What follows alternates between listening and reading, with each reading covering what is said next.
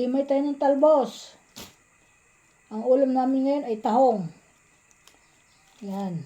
Para makatipid, mahal ng bilihin ngayon. Kailangan. Yun, sarap naman itong talbos. Lalo na ang halo ay tahong. Diba? Kaya yan mga guys. Paborito ng asawa ko ito. Yung tahong, haluan ko ng talbos. Tapos nagsaing na ako. Kasi para luto na yung kanin. Yan. Masarap to guys, haluan ng malunggay. Wala akong makitang malunggay. Kaya talbos na lang. Talbos na lang yung aking yung aking halo dito. Igigisa ko lang to sa talbos. Ayan. Tapos isang kuluan lang para sa riwa. Luto na. Magpiprito ako ng isda. Para may prito. May iba-iba. Diba? Magkakandarapan na naman yung asawa ko kumain yan. Gusto niya kumain ng tahong eh.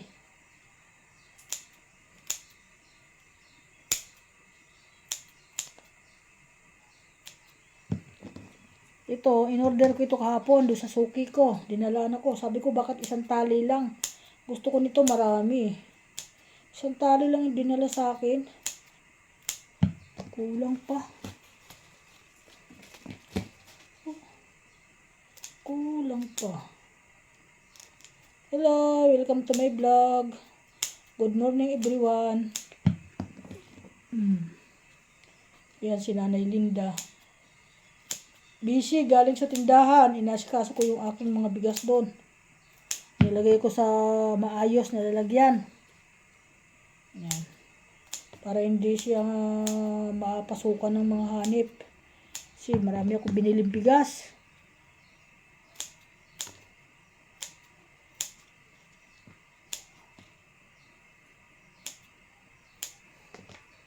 Para kung ano man mangyari, may bigas na tayo, mga busing. Naka-ready na ang bigas natin. Oh, di ba?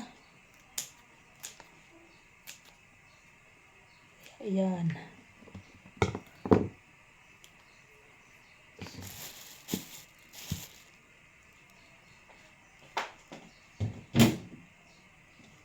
Hello. Another vlog, another umaga. Tingnan mga guys. Ako yung ay nako. Parang may tubig yung mantika ko.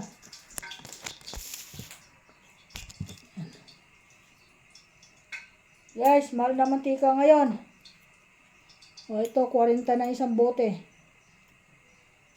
Wala na mura ngayon. Nag-stock din ako ng mantika. Marami din ako binili mantika para may magamit ako.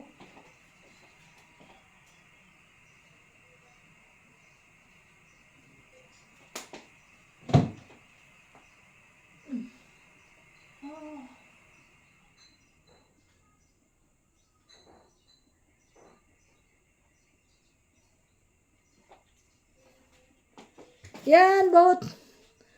Gandang umaga pa. Yan mga guys, oh. Magpiprito ako ng galunggong. Para may sabaw, may pritong galunggong. Ito, piprituhin ko ngayon. Kaya sa mga busing dyan, kailangan muna hinay-hinay sa paggastos. Para di tayo maubusan.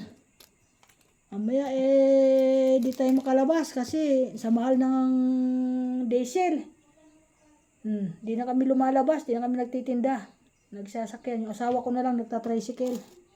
Okay, welcome to my vlog. Thank you so much. Bye-bye.